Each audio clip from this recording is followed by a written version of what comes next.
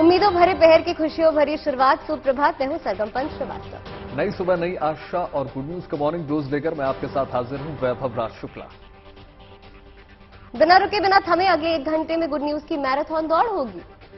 लेकिन सबसे पहले नजर डालते हैं उन 5 खबरों पर जिनमें छुपा इंडिया के लिए शुभ समाचार।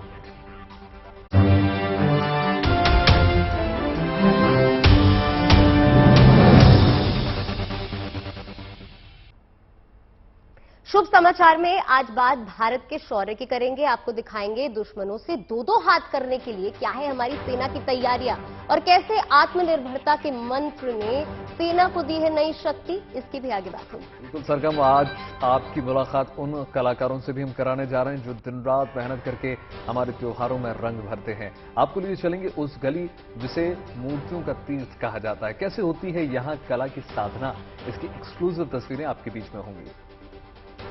शहर शहर दशहरा की तैयारियां शुरू हो गई हैं। जगह जगह रामलीला का मंच जो है वो सजने लगा है। रावण वध से लेकर दशहरा मेले की जो तैयारियां हैं करीब करीब अब पूरी हो चुकी हैं।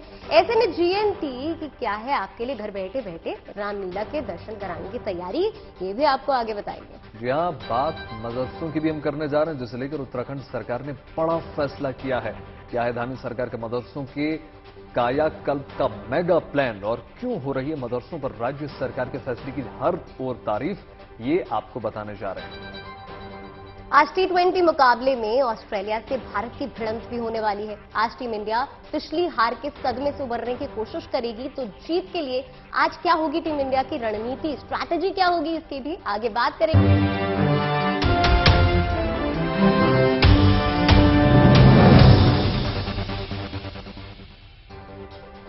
शुभ समाचार में सबसे पहले बात करेंगे मौसम के बदले मिजाज की। दिल्ली एनसीआर में पिछले कई घंटों से लगातार बारिश जारी है।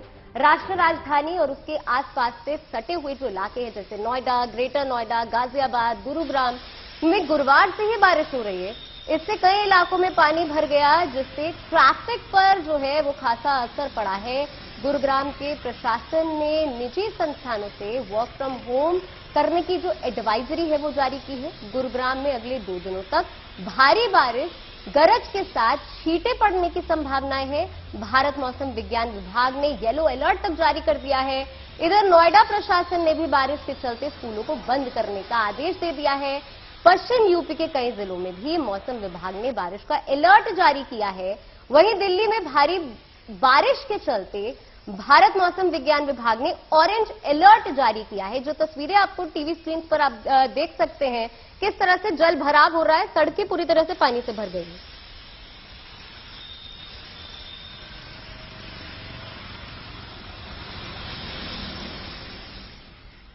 देखिए, अमूमन जो है सितंबर में इतनी ज्यादा बारिश नहीं होती सरगम, लेकिन इस बार जो है बादलों ने पिछली सारी कसर को मानो पूरा कर दिया हो। चलिए आपको बताते हैं कि आखिर इस वक्त दिल्ली एनसीआर के अलावा पश्चिमी उत्तर प्रदेश में इतनी ज्यादा बारिश क्यों हो रही है। देखिए, उत्तर प्रदेश में अगर हम बात करें तो उत्तर पश्चिम मध्य प्रदेश और दक्षिण पश्चिमी उत्तर प्रदेश के ऊपर निम्न स्तर पर चक्रवाती स्थिति लगातार बनी हुई है, जिसकी वजह से दिल्ली एनसीआर और पश्चिमी उत्तर प्रदेश में बारिश का माहौल लगातार बना हुआ है। मौसम की विभाग का ये कहना है कि अगर बारिश का मिजाज अगले 24 घंटे में यूं ही बना रहा तो आगे स्थिति और ज्यादा जमाव की हो जाएगी। बिल्कुल, स्थिति जो है वो बिल्कुल बदल गई है वैभव, और आज दिल्ली एनसीआर में रुक रुक कर बारिश होती रहेगी। एक तरह से कहें तो आज दिन भर यहाँ बादलों का जो डेरा है वो जमा रहेगा। इसके साथ पश्चिमी यूपी के तमाम शहरों में भी बारिश लोगों को जो है मुझे लगता है कि सताएगी और साथ ही में परीक्षा भी लेने वाली है वैभव। बिल्कुल, ये नहीं, हम आपको बताते हैं 2 दिनों तक पूर्वी दिशा से हवाओं का जो दौर है वो जारी रहेगा, जिसकी वजह से होगा ये कि मौसम ठंडा बना रहेगा और बारिश की संभावना भी बनी रहेगी। अगर आप दिल्ली एनसीआर से हैं तो आप समझ सकते हैं कि ठंड किस प्रकार पड़ी। हमने शायद अपने एसी भी बंद कर दिए, पंखों के सहारे हम जी रहे हैं। लोगों को बारिश के चलते ज्यादा परेशानी ना उठानी पड़े, इसके लिए गुरुग्राम, नोएडा, फरीदाबाद प्रशासन ने कुछ बड़े फैसले लिए हैं। जैसे कि देखिए, आज नोएडा, ग्रेटर नोएडा के स्कूलों को बंद रखने का आदेश दिया गया है। बिल्कुल, और भारी बारिश की आशंका के चलते आज गुरुग्राम में भी स्कूलों को बंद कर दिया गया है। और यही नहीं, गुरुग्राम में निजी दफ्तरों में वर्क फ्रॉम होम के आदेश भी दे दिए गए हैं ताकि शहर की सड़कों पर ज्यादा जाम की स्थिति ना हो, इस तरह की स्थिति से बचा जा सके। बिल्कुल, इसके अलावा देखिए फिरोजाबाद, कानपुर में भी सभी स्कूल को बंद कर दिया गया है। इतना ही नहीं, इटावा में भी 3 दिन तक स्कूल कॉलेजेस को बंद रखने के आदेश जारी कर दिए गए हैं। हमारे संवाददाता ये 6 तस्वीरें आपके टेलीविजन स्क्रीन में इस वक्त आप देख रहे हैं कि तमाम दिल्ली एनसीआर हो या फिर उत्तर प्रदेश के कुछ इलाके, उनमें किस प्रकार बारिश का जो सितम है लगातार जारी है। पहले कुछ हद तक तो पहले जो है बारिश राहत देने का काम करती रही, गर्मी से निजात दिलाती रही है बारिश, लेकिन अब जो है ये थोड़ा परेशान भी करती हुई नजर आ रही है, क्योंकि देखिए जलजमाव इस प्रकार सड़कों पर नजर आ रहा है और किस प्रकार से यातायात बाधित हो रहा है। प्रशासन के लिए भी बड़े चिंता का ये सबब बन जाता है जब भी इस प्रकार की तस्वीरें हमारे सामने आती हैं। और ये भी देखने वाली बात होती है कि नगर निगम के लिए ये बहुत बड़ी चुनौती हो जाती है, क्योंकि इस प्रकार पानी को सफाई करना आसान नहीं होता।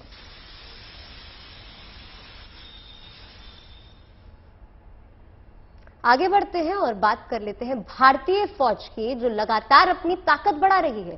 सेना के तीनों अंगों यानी थल सेना, वायु सेना और नौसेना को मजबूत करने के लिए आत्मनिर्भर भारत के संकल्प के तहत स्वदेशी हथियारों से लैस किया जा रहा है। स्वदेशी तेजस हो या फिर सारंग, समंदर का बाहुबली विक्रांत हो या फिर राफेल, हर तरीके से सेना की ताकत बढ़ी है। स्वदेश निर्मित तेजस विमान ने कोयंबटूर में सेलोर वायुसेना अड्डे पर आसमान में ऊंची उड़ान भरी तो दुश्मनों का जो कलेजा है वो कांप गया। तेजस को भारत में स्वदेशी रूप से डिजाइन किया गया है। इसे सुरक्षित और चुस्त उड़ान के लिए खास तौर से डिजाइन किया गया है।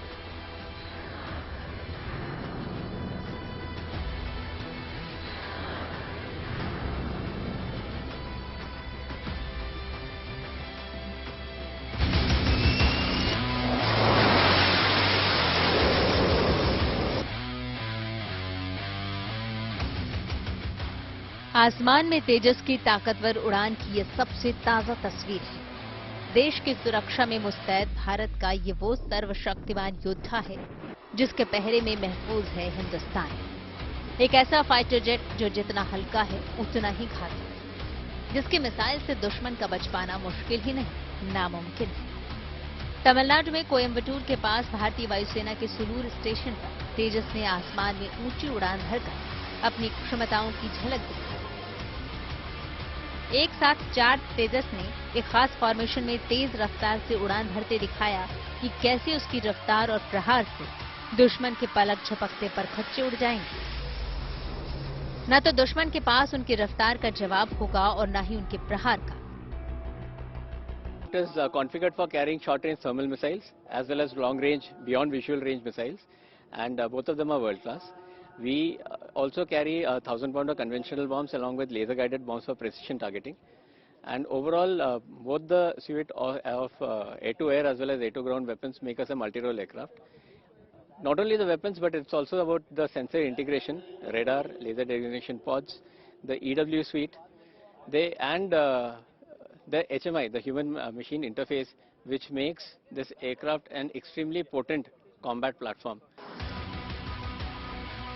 अपनी इन्हीं खूबियों और ताकत से तेजस युद्धक विमान MiG-21 की जगह लेने वाला है, जिसमें दुश्मनों के खिलाफ कई जंगों में अपनी काबिलियत साबित की है।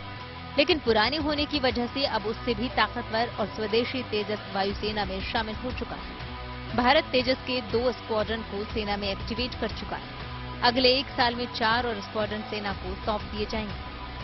तेजस ध्वनि की गति यानी मैक 1.6 से लेकर 1.8 तक की तेजी से उड़ान भरने में सक्षम है। 52,000 फीट की ऊंचाई तक उड़ान भर सकता है। एक बार टेक ऑफ करने के बाद 3,000 किलोमीटर की दूरी तक उड़ान भर सकता है। सभी हथियारों के साथ इसका वजन 13,500 किलो है। तेजस हवा से हवा में और हवा से जमीन पर मिसाइल दाग सकता है। ये 6 तरह की हवा से हवा में मार करने वाली मिसाइलों से लैस हो सकता है। डर्बी, पाइथन 5, R-73, अस्त्र, असराम और मेंट्योर।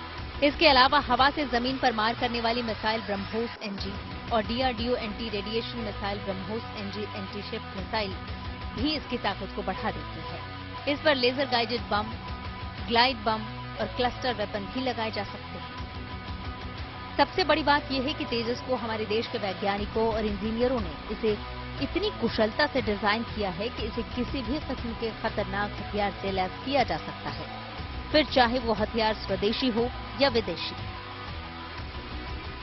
More importantly, any future weapon system like a foreign weapon system or an Indian weapon system, or say Western or a Russian weapon system, we have the capability to integrate it on this aircraft, because all the software and the most of the hardware has been indigenously designed by us. The integration of new weapon systems is very easily possible, and this will help us to keep the aircraft up to date in the future in terms of weapon system capability and the aircraft avionics capability, by completely upgrading it in future as and when we require it. One of the best fighter aircraft in our inventory, and specific to maintenance, if we discuss maintenance aspects, this is at par with any of the modern fighter jets in the world.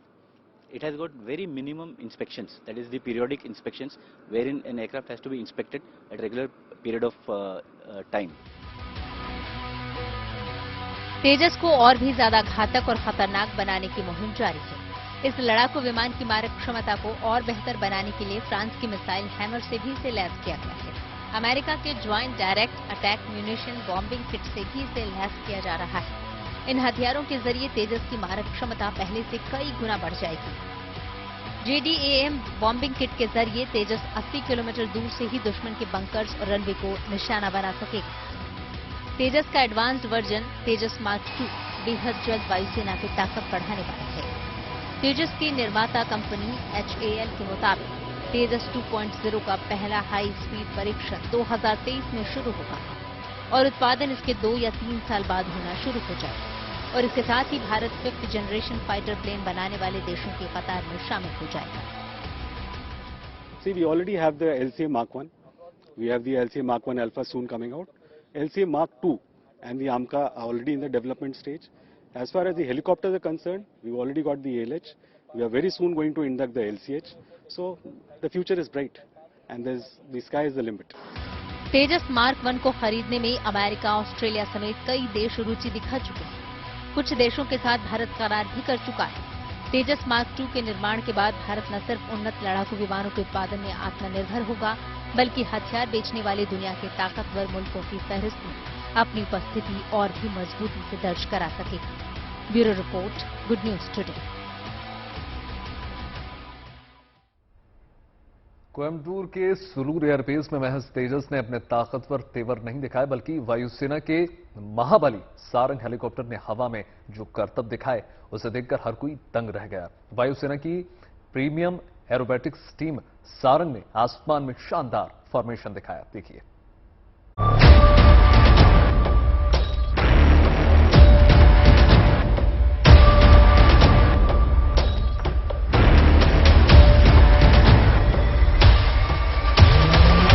कभी कतार में एक साथ आते हुए तो कभी एक दूसरे के पास से गुजरते हुए,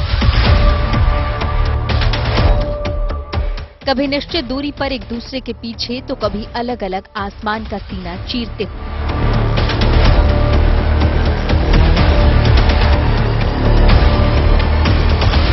वायुसेना की प्रीमियम एरोबेटिक्स टीम सारंग ने गुरुवार को कोयम्बटूर के आसमान में शानदार फॉर्मेशन दिखाई।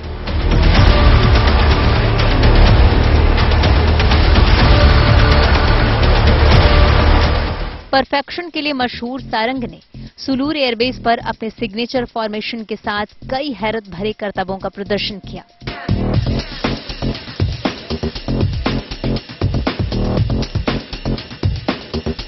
वायुसेना समय समय पर ऐसे एयर शो का आयोजन करती रहती है, जिससे लोग अपने देश की ताकतवर वायुसेना पर गर्व कर सकें।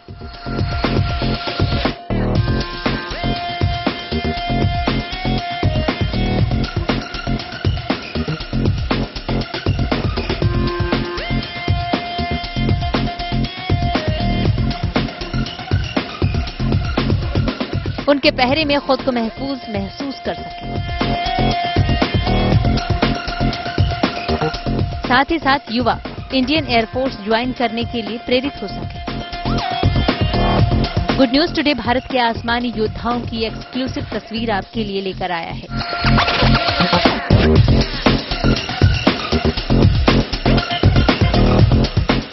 We are in only display team in Indian Air Force to fly helicopters as a display. This is a rigid rotor version, so it is a better maneuverability. So we utilize this maneuverability to show aerobatics in this aircraft with 4 aircraft flying very close to each other.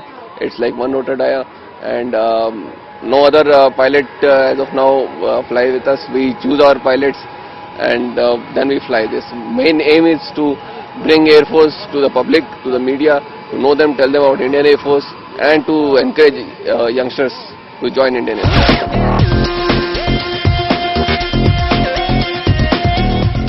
भारतीय वायुसेना के सारंग दल का 2003 में बेंगलुरु में गठन किया गया था और इसने अपना पहला अंतर्राष्ट्रीय प्रदर्शन सिंगापुर में 2004 में एशियाई एरोस्पेस एयर शो में किया था। सारंग में भारत में बने एडवांस लाइट हेलीकॉप्टर ध्रुव शामिल हैं। देश विदेश में एयर शो के अलावा सारंग टीम देश में आपदा राहत मिशन में अहम भूमिका निभाती है। उत्तराखंड में 2013 में ऑपरेशन राहत, केरल में 2017 में ओखी तूफान और केरल में ही 2018 में ऑपरेशन करुणा जैसे कई मानवीय सहायता और आपदा राहत मिशनों में सारंग ने सक्रिय रूप से हिस्सा लिया है। We have the Sarang, which is the brand ambassador of the Indian Air Force as well as the country. Apart from that, we also undertake a lot of humanitarian aid during disaster relief for this part of the country.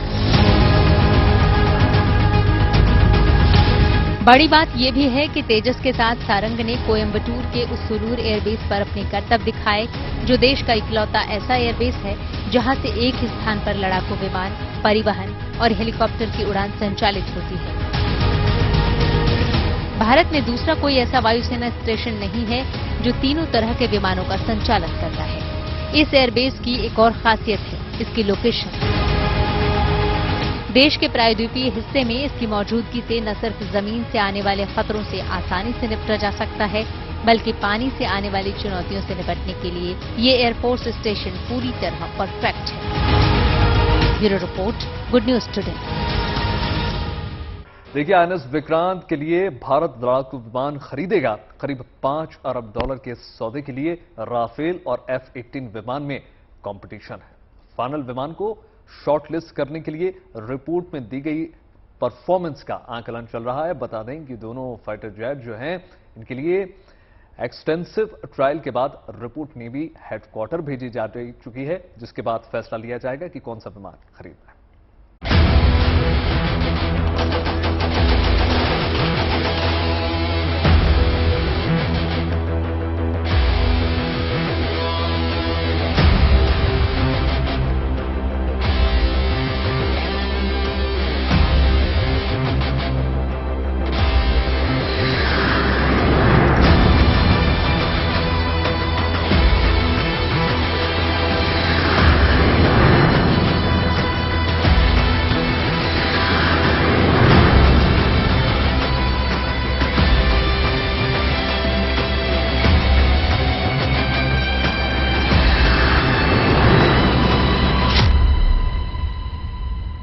Bharat के पहले स्वदेशी aircraft carrier INS Vikrant को चाहिए 26 fighter jets. 2 fighter jets में deal जीतने की जंग में किसे मिलेगी फतह? 2 बड़े दावेदार, फ्रांस के राफेल मरीन और अमेरिका की बोइंग कंपनी के F-18 सुपर हॉर्नेट। देश के पहले स्वदेशी एयरक्राफ्ट कैरियर INS विक्रांत पर अभी INS विक्रमादित्य से लिए गए मिग विमान तैनात हैं, लेकिन इस पर तैनाती के लिए भारतीय नौसेना को 26 फाइटर जेट्स की जरूरत है, जिसके लिए उसने खरीद की प्रक्रिया तेज कर दी है। डील के लिए कंपटीशन में राफेल मरीन और F-18 सुपर हॉर्नेट लड़ाकू विमान हैं। दोनों ही लड़ाकू विमानों के ट्रायल के बाद टीम ने अपनी रिपोर्ट नेवी हेडक्वार्टर में सौंप दी है। विमानों की रिपोर्ट का इवैल्यूएशन हो रहा है, जिसके बहुत जल्द पूरा होने की उम्मीद है। भारतीय नौसेना को 26 फाइटर जेट में 18 सिंगल सीटर जो लड़ाई के लिए तैयार हो और 8 2 सीटर यानी ट्रेनिंग के लिए। अब जरा राफेल और सुपर हॉर्नेट जेट फाइटर के बारे में जान लीजिए। राफेल सिंगल सीटर है, जबकि सुपर हॉर्नेट दोनों कॉन्फ़िगरेशन में आता है। राफेल 1 एंटी शिप मिसाइल ले जा सकता है, जबकि super hornet 4 anti ship missile ले जा सकता है। राफेल का maximum take off weight 24,500 kilogram है, वहीं सुपर हॉर्नेट का 29,900 किलोग्राम।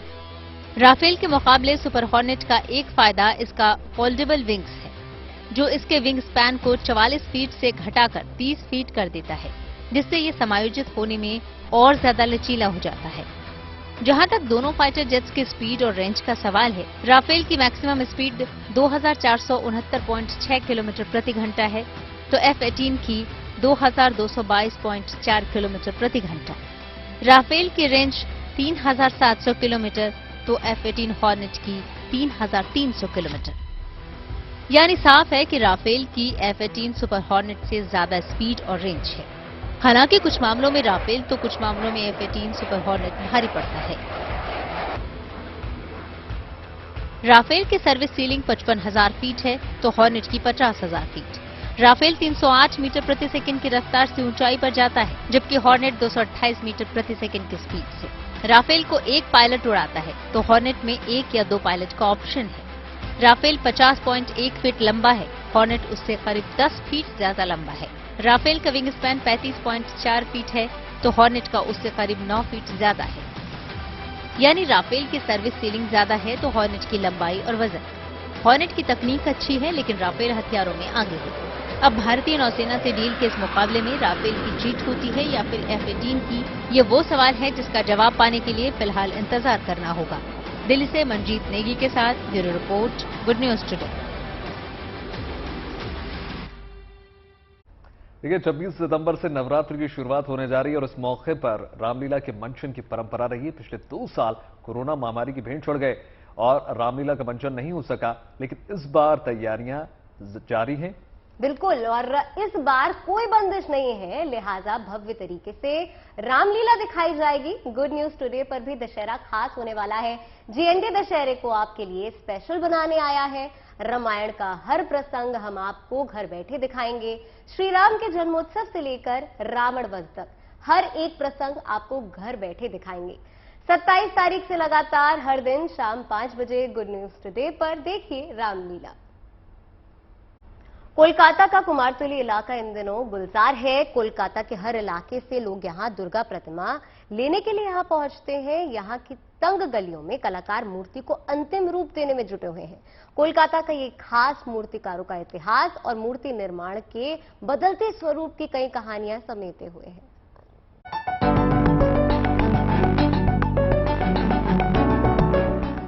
पश्चिम बंगाल का दुर्गा पूजा दुनिया भर में मशहूर है और मां दुर्गा की प्रतिमा के लिए दुनिया भर में मशहूर है कोलकाता का ये कुमारटुली इलाका। गलियां तंग जरूर हैं, लेकिन इन रास्तों के दोनों तरफ बने इन कच्चे पक्के मकानों में मां दुर्गा की प्रतिमाएं अटी पड़ी हैं। कुछ मूर्तियों में रंग भरे जा रहे हैं, तो कुछ अभी आकार ही ले रही हैं। छोटी बड़ी हजारों मूर्तियां और उन्हें गढ़ते तराशते कलाकार आपको दिख जाएंगे।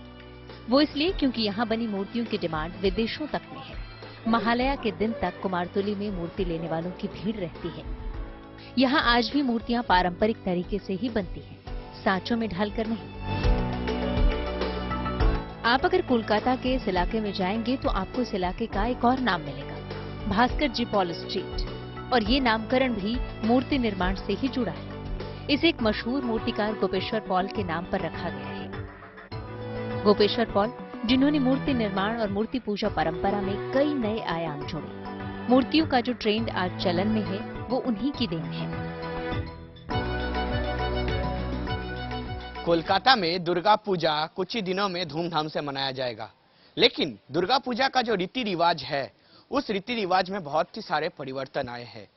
जैसे कि पहले मूर्ति बनती थी एक चाला की, और अभी लक्ष्मी जी, कार्तिक जी, सरस्वती जी, गणेश जी को अलग किया जा रहा था दुर्गा से। दुर्गा माता की जो अभी मूर्ति बनती है, वो ये जो प्रथा को तोड़ने वाले जो मूर्तिकार है, उनका नाम है गोपेश्वर पाल। कहते हैं गोपेश्वर पॉल के हाथों में कमाल की जादूगरी थी। मिट्टी हाथ में आते ही मानो उनकी उंगलियां चल पड़ती थी। उनकी इन्हीं जादूगरी से प्रभावित होकर एक अंग्रेज अधिकारी ने उन्हें सम्मानित भी किया। उन्होंने गया था लंदन में।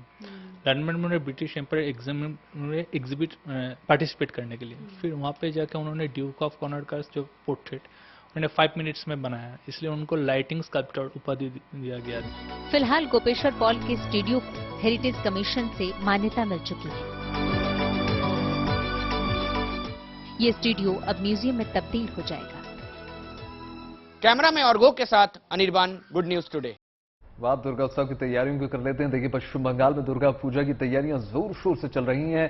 कोलकाता में अलग अलग जगहों पर दुर्गा पूजा के पंडाल अलग अलग थीम्स पर तैयार किए जा रहे हैं। इसी कड़ी में कोलकाता की जो लोकप्रिय दुर्गा पूजा समिति श्री भूमि स्पोर्टिंग क्लब ने इस बार दुर्गा पूजा के लिए सबसे विशेष थीम पर पंडाल बनाया है।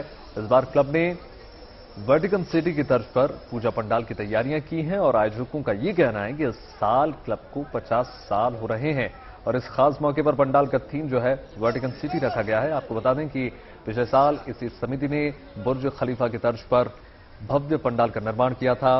इसकी भव्यता के चलते लाखों लोगों की भीड़ यहां पर पहुंची थी। लोगों की संख्या इतनी ज्यादा हो गई थी कि भीड़ और एयरपोर्ट अथॉरिटी ऑफ इंडिया की सुरक्षा को लेकर आपत्ति के बाद इसे दर्शकों के लिए बंद तक करना पड़ गया था।